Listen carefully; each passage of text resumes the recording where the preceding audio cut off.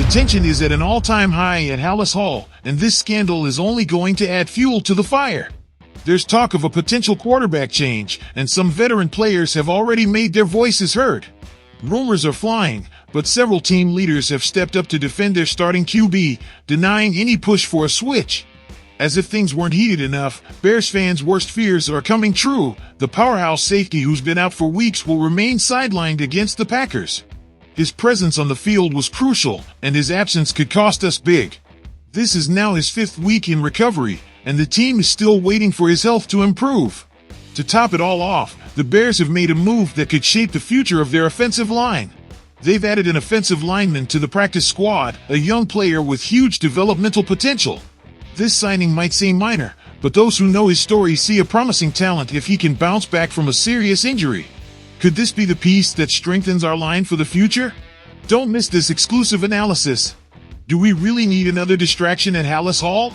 With all the chaos surrounding the Bears lately, from Shane Waldron's departure to the players' frustration, we've now got a new topic on the table: the supposed preference of some veterans for Tyson Bagent over Caleb Williams.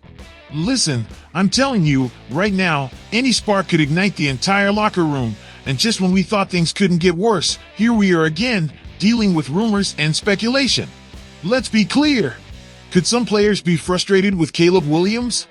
Absolutely, and for good reason.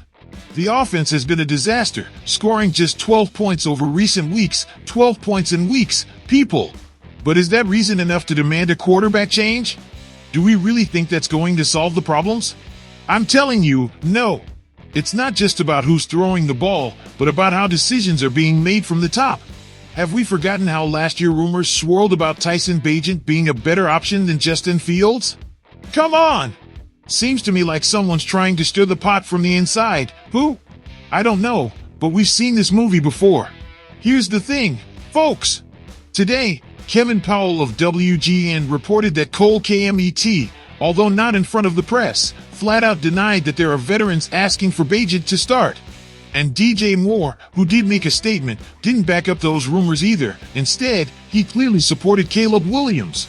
Head coach Matt Eberflus confirmed it himself, saying that Caleb is staying as the starter. So, what's going on?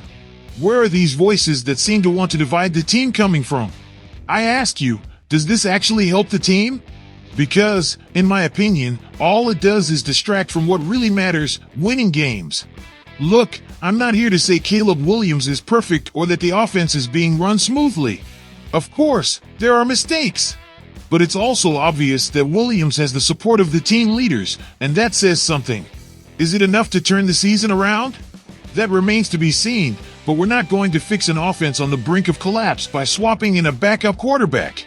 Plus, with Thomas Brown now taking the reins as offensive coordinator, maybe, with a little direction and adjustments, we'll see some spark. And no, this isn't about downplaying Tyson Bagent. I think he's a great backup, but Caleb is the starter for a reason. As long as he's healthy and ready, he deserves the chance to show what he can do under a better strategy.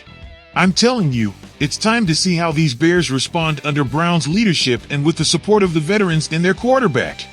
To wrap it up, I ask you, do you think Caleb Williams can regain the fans' confidence and turn this offense around, or are we stuck on the same track of rumors and distractions? The Chicago Bears' decision to bring offensive lineman Ricky Stromberg onto the practice squad might have a lot more going on beneath the surface. Usually, practice squad additions fly under the radar, but in this case, I don't think so. Let me break it down for you. Ricky Stromberg isn't just any player. He was a third-round pick in the 2023 NFL Draft, selected by the Washington Commanders. And while he only played 4 games last year due to a knee injury that required surgery, Stromberg's potential is well above the average practice squad player. That's right, you heard me. This guy has starter-level talent, and the Bears are adding him to their development team. So, the question is, just how much faith do they have that he'll recover and make the leap? Now I ask you, do you think the Bears see Stromberg as their center of the future? At just 24 years old, if he can fully recover, we're talking about a player with years of football ahead of him. And here's another point we can't ignore. Charles Leno, the former Bears and Commanders offensive tackle, has spoken highly of Stromberg as a prospect. Doesn't that tell you something? Of course, there's some uncertainty about his knee injury, that's a fact. But come on, the Bears aren't making this decision lightly. Let's not forget they showed interest in Stromberg before the 2023 draft, even bringing him in for a top 30 prospect visit. So this signing isn't just a coincidence, it's part of a strategy, a long-term vision. And if Stromberg can get healthy, I think his versatility could be exactly what this offensive line needs. So here's the big question, could Stromberg be that center we've been searching for? Look, the Bears are in desperate need of stability on the offensive line, and Stromberg could bring that much-needed boost even if we don't see him on the field this season.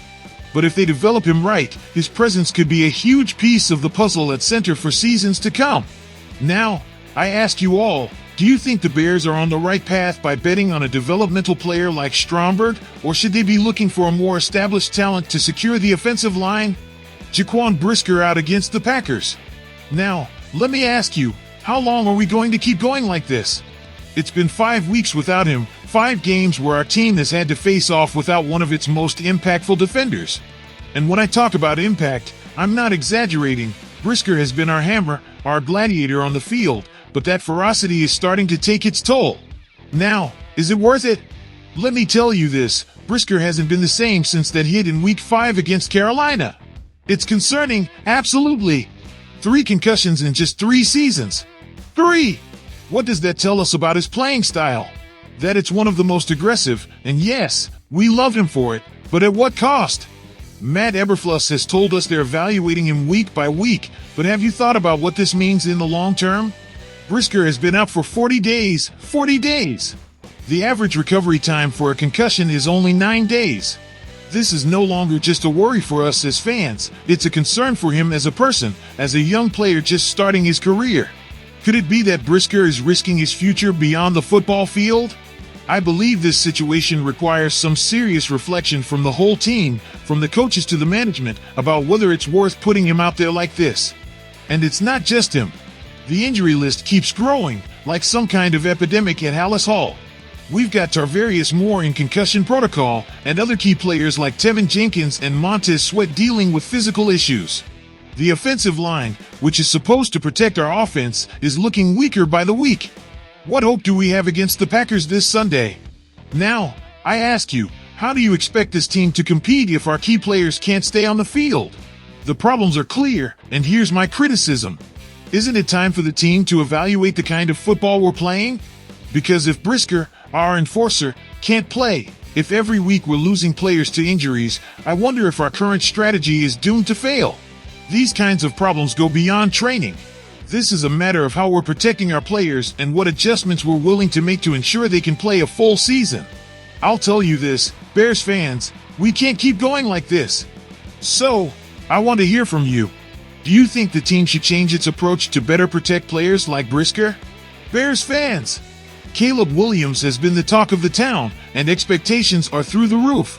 Do you think this young gun can really win back everyone's trust and lead a solid offense, or are we just stuck in the same old cycle of rumors and distractions? Drop your thoughts in the comments. We want to hear from you. Also, here's another big question. Do you think the Bears are making the right call by betting on developing talent like Stromberg? Could this be the strategy that finally pays off? You guys live and breathe this team every day, so we want to know, is this the best move for the squad? And lastly, let's talk protection on the field. With key players like Brisker, don't you think the team should be putting more focus on keeping him healthy? Is it time to rethink the strategy to protect our top talent? Share your opinions in the comments and help us keep the conversation going.